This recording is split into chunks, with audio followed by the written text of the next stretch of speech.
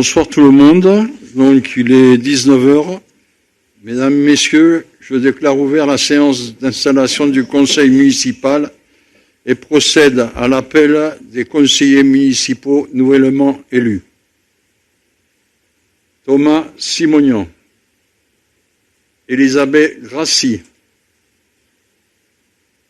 Thierry Pasquet, Amandine Troiano, Laurent Campourcy, Clara Ponce, Patrick Roucault, Patricia Martin, on va dire après, Xavier Deré, Karine Jacquet, Laurent Genka, Fanny Castro, Jérôme Darparens, Colette Larouille, moi-même, Lise Billy, Philippe Frulin, Marie-Joëlle Maille, Fabien Leroy, Élodie Louer, Pierre Claverie, Damien Constantin, Christelle Legendre, Damien Mazzucato, Arlette Strinsky, Arnaud Cluzel et Dominique Bullet. Donc, Madame Colette Larouille a donné procuration à Monsieur Thomas Simonian. Madame Isabelle Grassi a donné procuration à Madame Lise Billy. Madame Patricia Martin a donné procuration à Monsieur Thierry Pasquet. Madame Clara Ponce a donné procuration à Monsieur Patrick Roucault. Monsieur Damien Mazzucato a donné procuration à Damien Constantin. Monsieur Damien Constantin donne procuration à Madame Legendre à partir de à Madame Lecendre à partir du départ au milieu de séance. Voilà. Le quorum étant atteint, le conseil municipal peut valablement délibérer. Je propose donc de désigner Madame Élodie Louer en qualité de secrétaire de séance. Un imprimé est mis à votre disposition sur votre table afin de récolter les données personnelles des élus ainsi que la charte des élus locaux qui sera lue en fin de séance. Je rappelle également l'importance de bien parler dans le micro afin de permettre un enregistrement audio de qualité, celui-ci étant diffusé sur le site suite sur la liste d'Internet de la mairie, et vous remercie également de bien vouloir lever clairement la main lors de vote afin que ceci soit comptabilisé. Je procède à la déclaration d'installation du conseil municipal dans leurs fonctions par lecture du procès-verbal d'élection. Donc, nombre d'inscrits, 3766. Émargement, 2254. Votants, 2253. Bulletin nul, 40. Blanc, 55. Exprimé, 2158. Thomas Simonian, 1113. Damien Constantin, 770. Dominique Bullet, 275.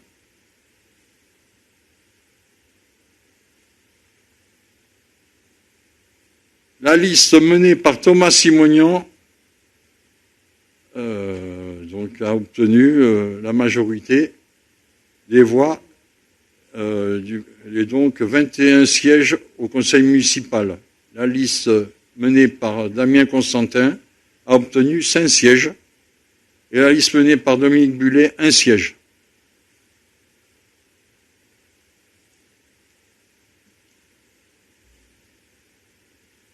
Donc, l'ordre du jour de cette séance est, comme vous pouvez le voir affiché à l'écran, élection du maire, détermination du nombre d'adjoints, élection des adjoints au maire, la délégation du conseil municipal au maire et la lecture de la charte des élus locaux qui sera également remis aux élus.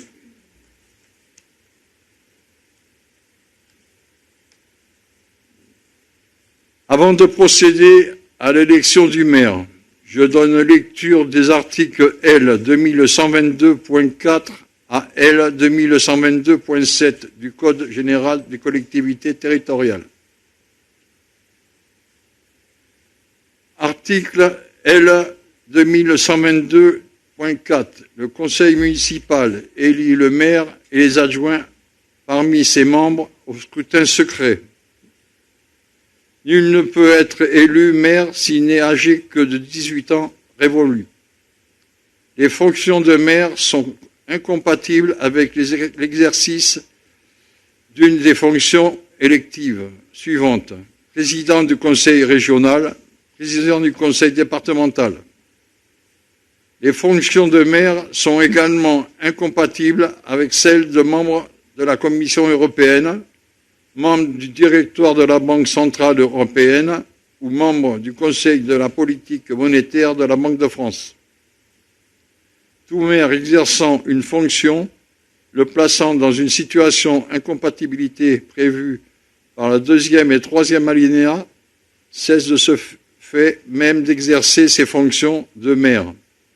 En cas de contestation, l'incompatibilité prend effet à compter de la date à laquelle la décision juridictionnelle confirmant l'élection devient définitive.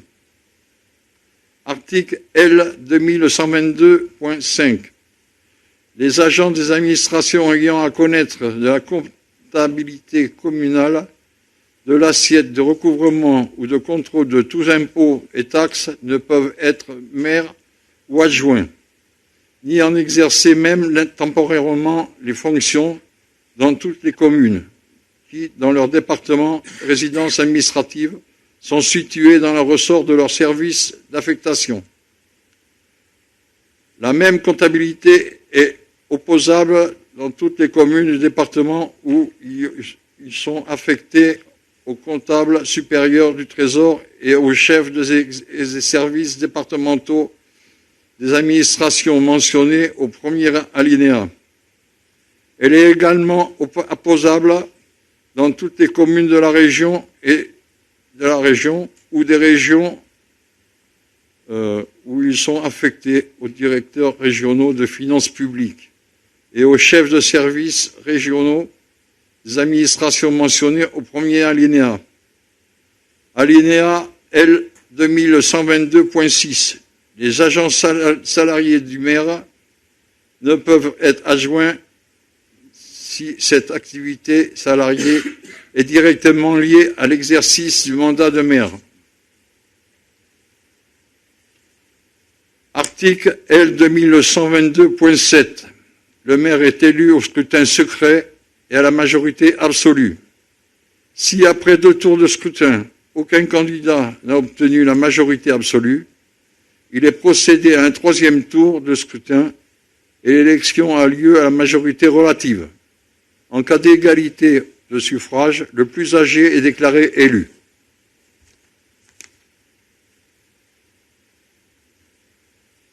Donc, pour cette élection, le bureau sera composé du président de séance, moi-même, Philippe Duhamel, et de 2 assesseurs désignés parmi les conseillers municipaux. Pour la majorité, M. Jérôme Darparins est désigné assesseur. Pour la liste de la minorité, que souhaitez-vous, M. Constantin? Très bien. Je propose également de désigner 4 scrutateurs pour procéder au dépouillement. 2 scrutateurs de la liste majoritaire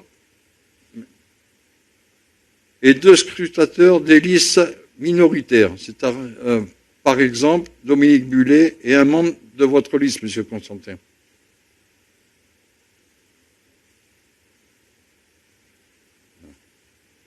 Pour information, le seul conseiller municipal ayant candidaté pour le poste de maire est M. Thomas Simonian, conseiller municipal. La secrétaire de séance, Mme Élodie Louer, va faire appel des conseillers municipaux qui seront invités à aller voter un par un. Attention, les conseillers municipaux ayant une procuration doivent voter 2 fois. Nous coupons l'enregistrement le temps que le conseiller municipal vote. L'enregistrement reprendra pour la proclamation des résultats.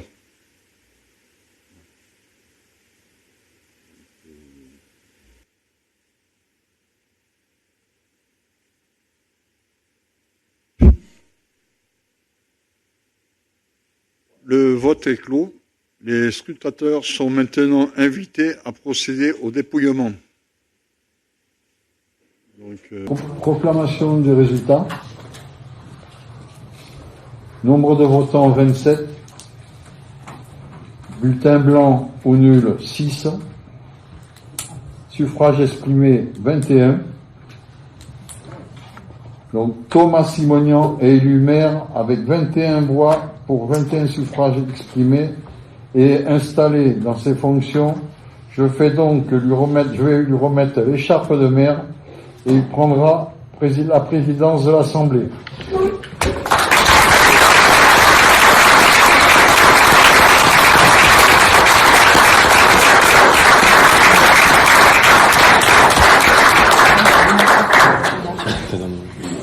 Alors avant toute chose, je voulais dire que pour moi c'était quelque chose de très fort que ce soit Philippe Duhamel qui me remette ce soir l'écharpe pour des raisons personnelles, collectives et symboliques. Donc merci Philippe.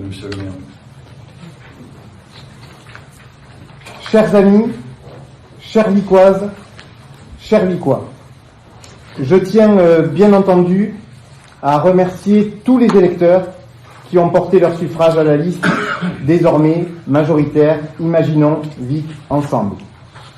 La démocratie vicoise dont le cœur battant est ici, dans cette salle du conseil municipal, a parlé.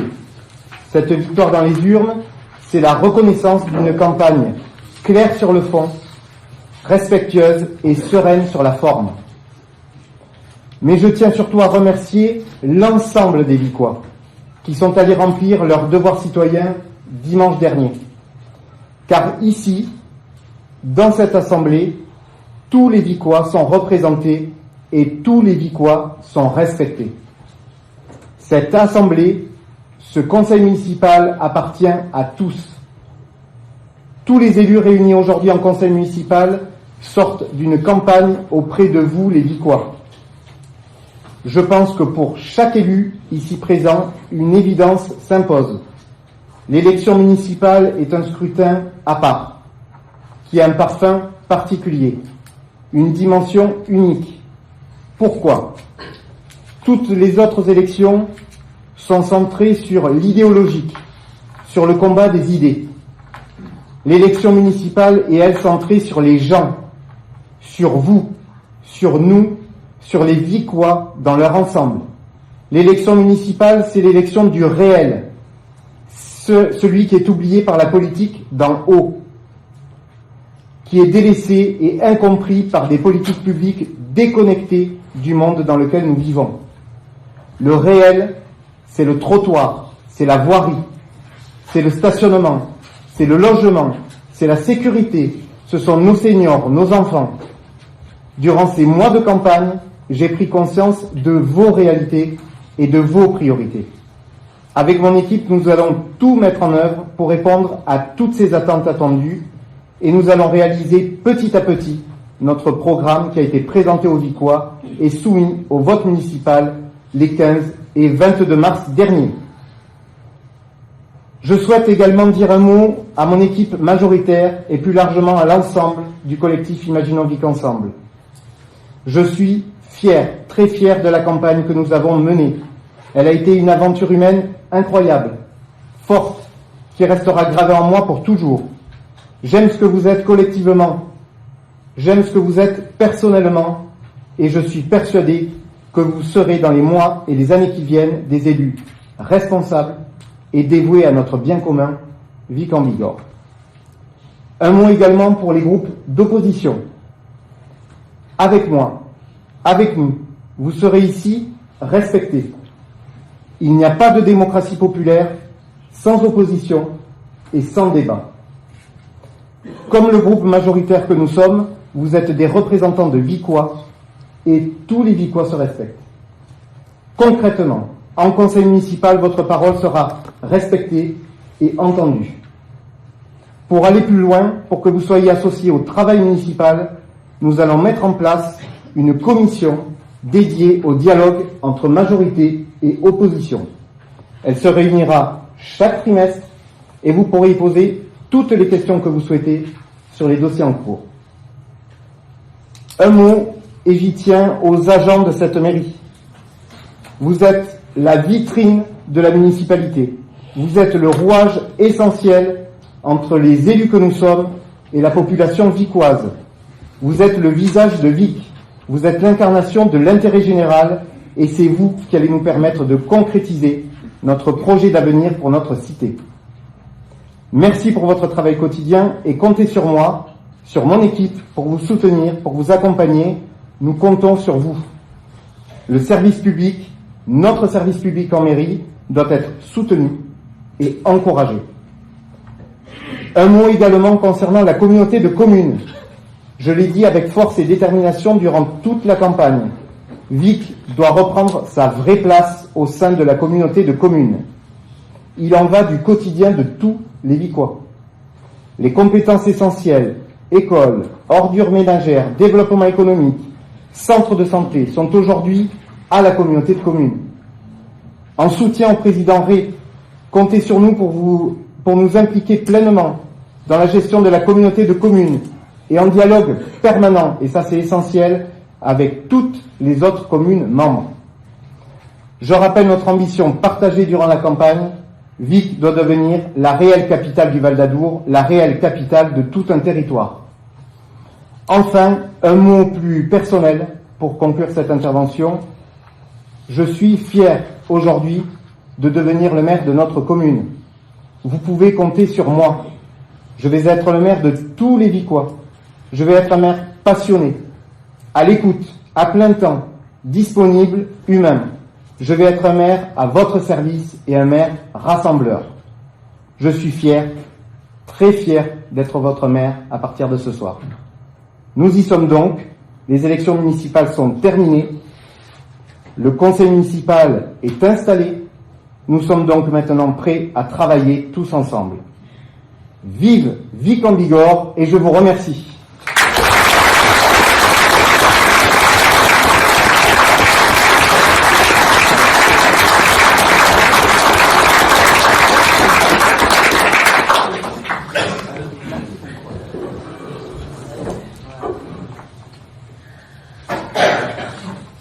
Mesdames, Messieurs, je vous informe que les membres du conseil municipal peuvent dès à présent déposer une liste de candidats aux fonctions d'adjoint au maire.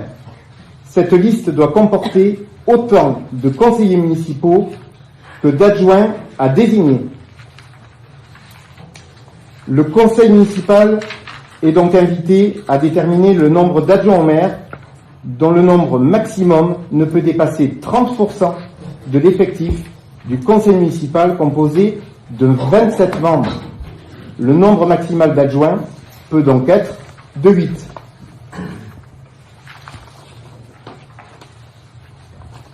Avant de procéder à l'élection des adjoints au maire, je donne lecture de l'article L. 2122 du Code général des collectivités territoriales.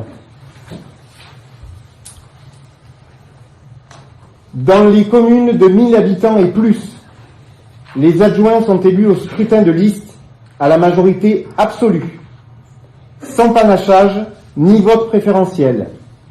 La liste est composée alternativement d'un candidat de chaque sexe. Si après 2 tours de scrutin, aucune liste n'a obtenu la majorité absolue, il est procédé à un 3e tour de scrutin et l'élection a lieu à la majorité relative. En cas d'égalité de suffrage, les candidats de la liste ayant la moyenne d'âge la plus élevée sont élus. En cas d'élection d'un seul adjoint, celui-ci est élu selon les règles prévues à l'article 21-22-7. Quand il y a lieu, en cas de vacance, de désigner un ou plusieurs adjoints, ceux-ci sont choisis parmi les conseillers de même sexe que ceux auxquels ils sont appelés à succéder. Le conseil municipal peut décider qu'ils occuperont dans l'ordre du tableau le même rang que les élus qui occupaient précédemment les postes devenus vacants.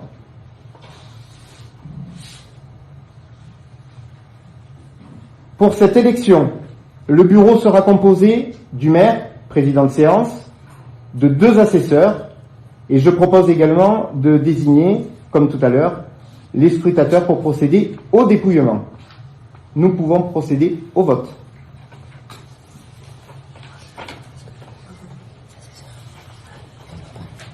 Pour les assesseurs, est-ce que c'est la même chose au niveau de l'opposition? Parfait. Ouais.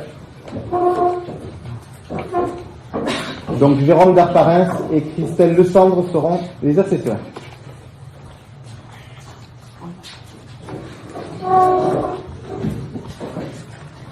Allez, je vous donne les résultats. Nombre de votants 27, bulletin blanc 5, suffrage exprimé 22.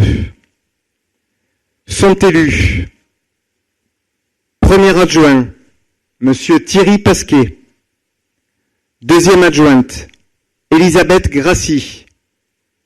Troisième adjoint, Laurent Camporsi. Quatrième adjointe, Amandine Troiano. Cinquième adjoint, Patrick Roucaud. Sixième adjointe, Clara Ponce. Septième adjoint, Xavier Déré. Huitième adjointe, Fanny Castro.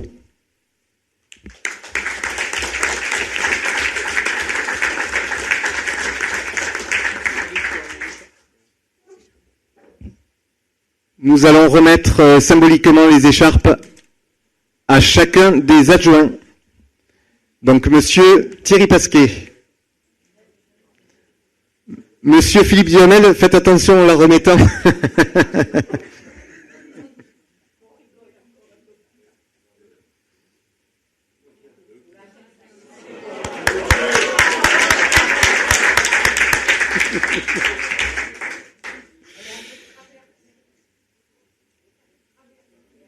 Donc Elisabeth Grassi est absente ce soir. Troisième adjoint, Monsieur Laurent Camporsi.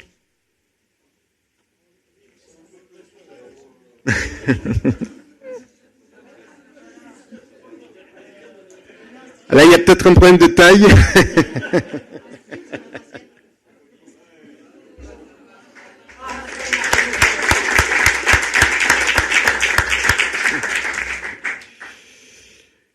Quatrième adjointe, Amandine Troiano.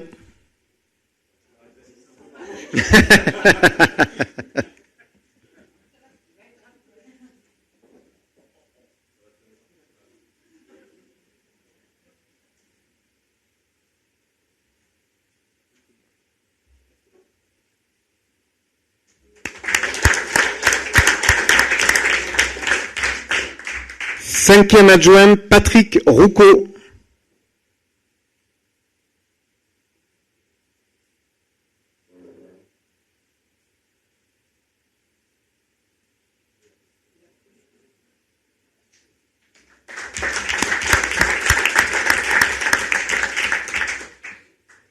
Clara Ponce n'étant pas là pour des raisons médicales, nous passons au septième adjoint, Xavier Déré.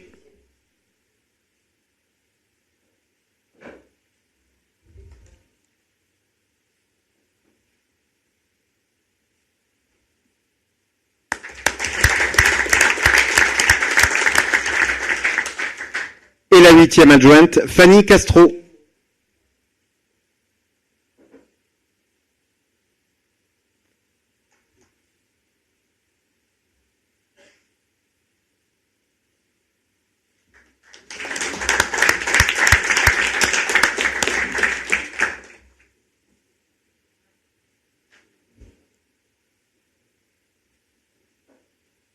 Donc, Monsieur Philippe Duhamel est devenu un expert au niveau de l'écharpe. Nouveau point à l'ordre du jour, les délégations du conseil municipal au maire. Le conseil municipal est invité à délibérer sur les délégations consenties au maire, conformément aux dispositions du Code général des collectivités territoriales.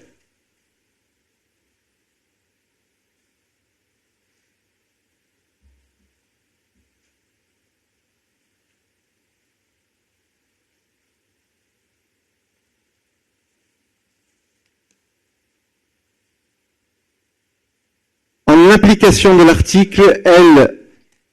2122-22 du Code général des collectivités territoriales, le Conseil municipal délègue à Monsieur le maire les attributions suivantes. 1.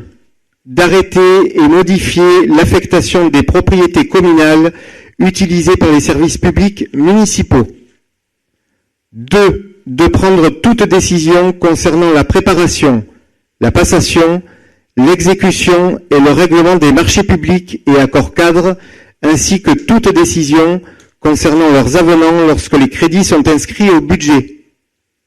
3. De procéder dans la limite d'un montant annuel de 600 000 € à la réalisation des emprunts destinés au financement des investissements prévus par le budget et aux opérations financières utiles à la gestion des emprunts, y compris les opérations de couverture des risques de taux et de change, ainsi que prendre les décisions mentionnées au 3 de l'article L. 1618-2 et au A de l'article L. 2221-5-1 sous réserve des dispositions du C de ce même article et de passer à cet effet les actes nécessaires, décision de déroger à l'obligation de dépôt des fonds auprès de l'État. 4. De prendre toute décision concernant la préparation, la passation, l'exécution et le règlement des contrats de concession ou d'affermage de services publics locaux. 5. De décider de la conclusion et de la révision du louage des choses pour une durée n'excédant pas 12 ans.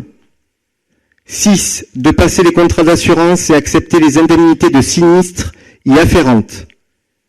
7. De fixer et de modifier dans la limite d'un montant de 2500 € par droit unitaire les tarifs des droits de voirie, de stationnement, de dépôt temporaire sur les voies et autres lieux publics et, d'une manière générale, des droits prévus au profit de la commune qui n'ont pas un caractère fiscal.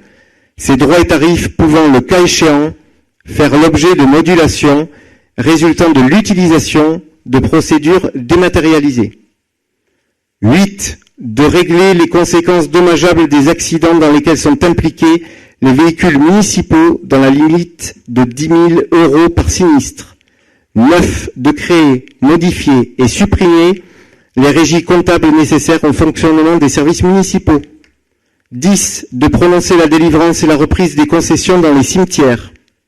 11. De fixer les rémunérations et de régler les frais et honoraires des avocats, notaires, avoués, huissiers de justice et experts. 12. D'intenter au nom de la commune les actions en justice ou de défendre la commune dans les actions intentées contre elle. Cette délégation est consentie tant en demande qu'en défense et devant toutes les juridictions. 13. De réaliser les lignes de trésorerie sur la base d'un montant maximum de 600 000 € par année civile. 14. De procéder dans la limite de 25 000 € des acquisitions, échanges et ventes de biens immobiliers au nom de la commune.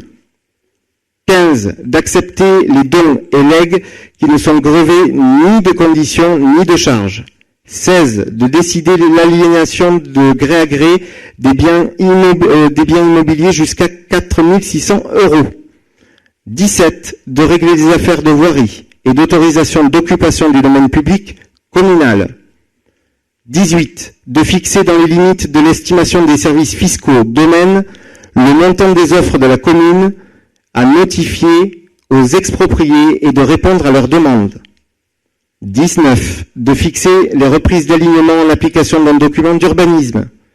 20. De donner en application de l'article L. 324-1 du Code de l'urbanisme l'avis de la commune préalablement aux opérations menées par un établissement public foncier local. 21. D'exercer au nom de la commune le droit de préemption du Code de l'urbanisme sur les fonds artisanaux, les fonds de commerce, les baux commerciaux et les terrains faisant l'objet de projets d'aménagement commercial. 22. D'exercer au nom de la commune le droit de priorité défini aux articles L240-1 et L240-3 du Code de l'urbanisme. 23. De prendre les décisions mentionnées aux articles L523-4 et L523-5 du Code du patrimoine relative à la réalisation de diagnostics d'archéologie préventive prescrits pour les opérations d'aménagement ou de travaux sur le territoire de la commune. 24. D'autoriser au nom de la commune le renouvellement de l'adhésion aux associations dont elle est membre. 25. De demander à l'État, aux collectivités territoriales ou autres organismes financeurs l'attribution de subventions. 26. De procéder au dépôt des demandes d'autorisation d'urbanisme relatives à la démolition, à la transformation ou à l'édification des biens municipaux. 27.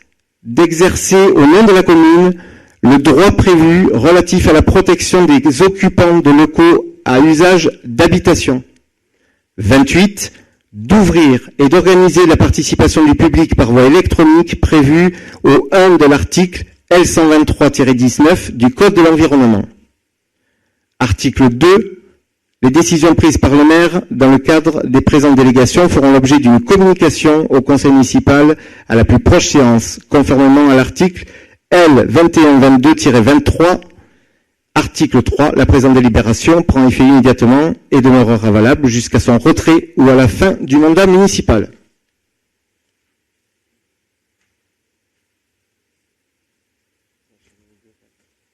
On passe au vote. Oui ? À rajouter. Allez-y. Monsieur le maire, mes chers collègues, la délibération qui nous est soumise aujourd'hui dépasse largement une simple question de gestion. Elle engage notre responsabilité d'élus et le respect des principes fondamentaux qui encadrent l'action des collectivités territoriales. Vous nous proposez de vous accorder une délégation sans limite pour la passation des marchés publics. Autrement dit, aucune borne, aucun plafond, aucun encadrement financier. Or, permettez-moi de rappeler que si l'article L 2122-22 du Code général des collectivités territoriales autorise le conseil municipal à déléguer certaines de ses compétences au maire, cette délégation doit s'exercer dans des limites clairement définies.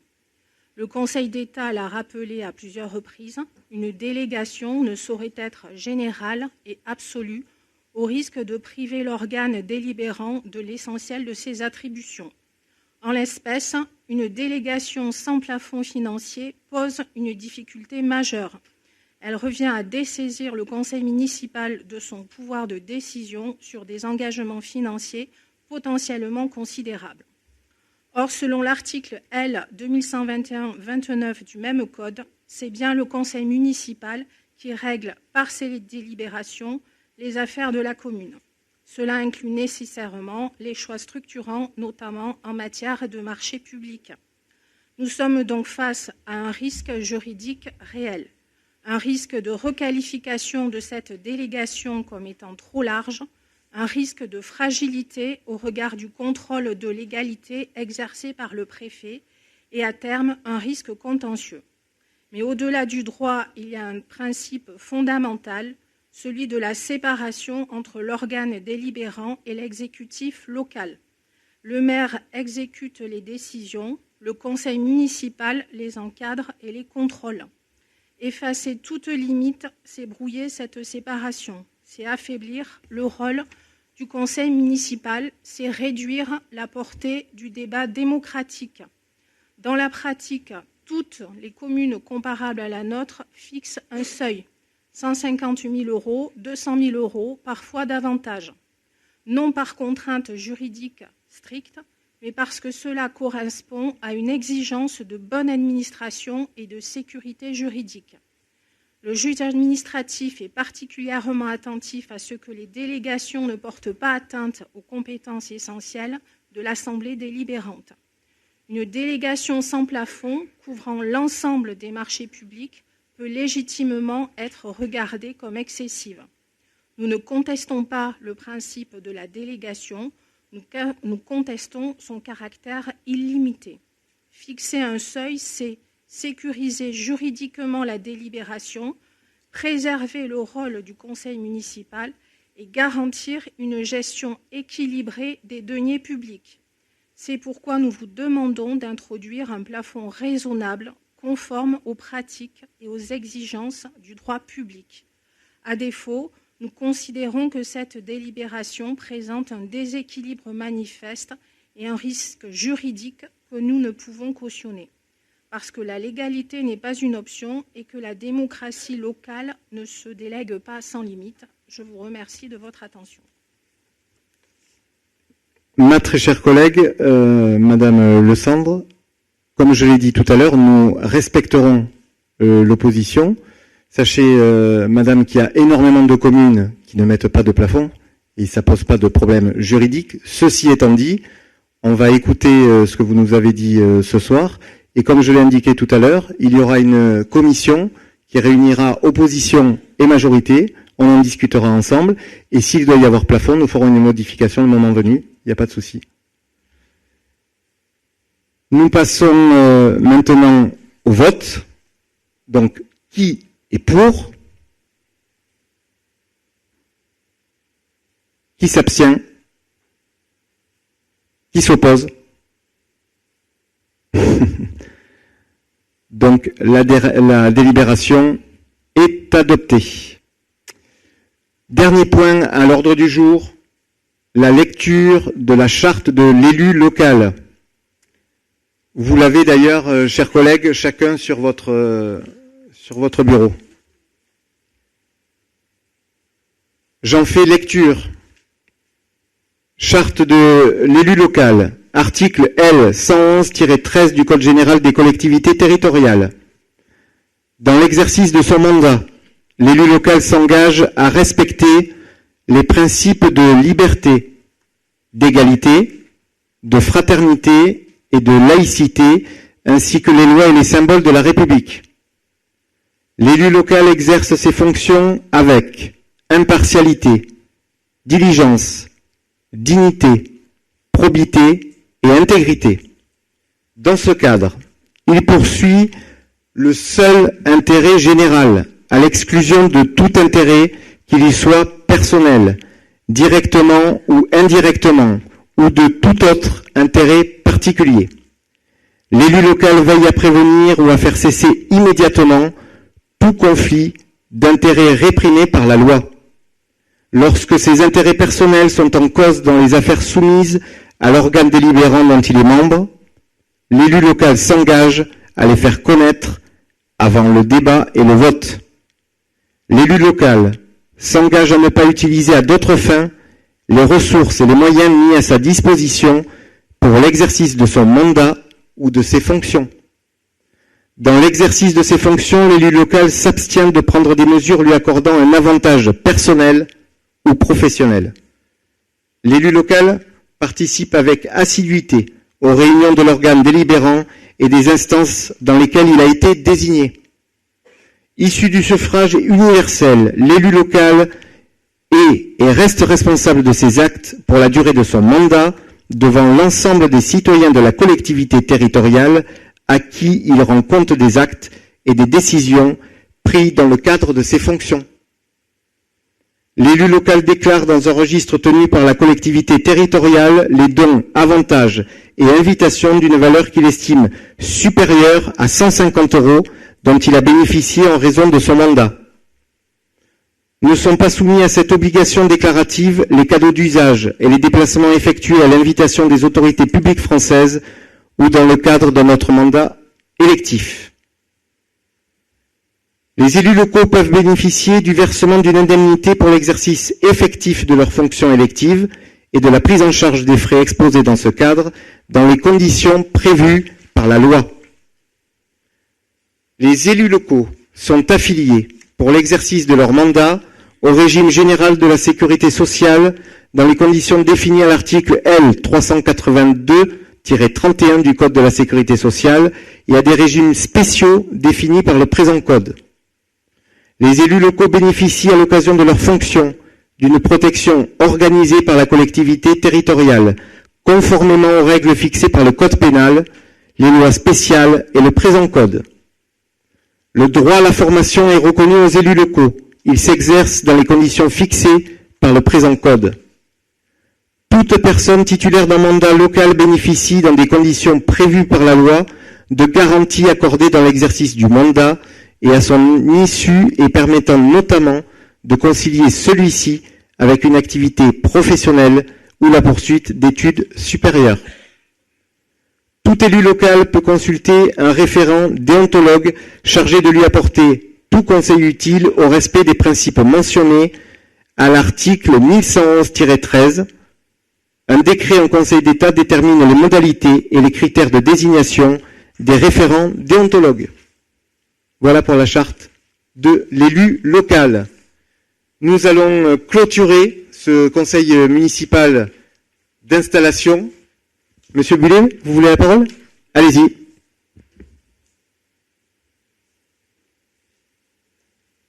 Bonsoir. Je voulais juste dire 2 mots. Je tenais déjà à féliciter le conseil municipal et monsieur le maire pour son élection. On m'entend? Oui. Cette élection, monsieur le maire vous engage. Il marche mal, est-ce que je peux pas... On vous entend, monsieur Bullet, il n'y a pas de souci. D'accord. Donc, je disais, je voulais vous féliciter, je voulais féliciter le conseil municipal et monsieur le maire pour cette élection. Cette élection vous engage et notamment, je souhaiterais que nous ayons toutes et tous la responsabilité du bien vivre et du bien-être à Vic-en-Bigorre et que nous ayons ce sens du partage et de bienveillance qui a toujours fait éclore cette ville. Et j'insiste là-dessus parce qu'actuellement il y a d'énormes campagnes de diffamation, de dénigrement sur les réseaux sociaux. Et donc je sais que vous pouvez être le garant du bien-être et du bien-vivre à Vic-en-Bigorre. Je compte sur vous. Nous serons une opposition constructive et non pas opposante et nous serons à la disposition de tous les habitants pour faire avancer ce qui sera le mieux pour Vic-en-Bigorre. Je vous remercie. Merci, monsieur Bullet. Juste vous dire que oui, on va veiller au bien vivre à Vic-en-Bigorre. Après, concernant les réseaux sociaux, alors certes, on peut faire passer des messages pour essayer de rendre un peu plus serein le débat dans la ville. Ceci étant dit, les réseaux sociaux entrent dans le domaine privé. Les groupes sur les réseaux sociaux sont privés et donc il est impossible à la collectivité d'intervenir dans ce domaine. En tous les cas, nous serons les garants de la bienveillance dans cette ville. Merci, monsieur Bullet. Nous pouvons donc clôturer ce conseil municipal d'installation. Je vous remercie à tous de votre présence ce soir. Vous donnez rendez-vous pour le prochain conseil municipal qui sera le 8 avril prochain. Dans ce conseil municipal, vous découvrirez l'ensemble des délégations qui seront délivrées aux élus de la majorité. Merci à tous, bonne soirée, bon week-end et merci encore d'être venus.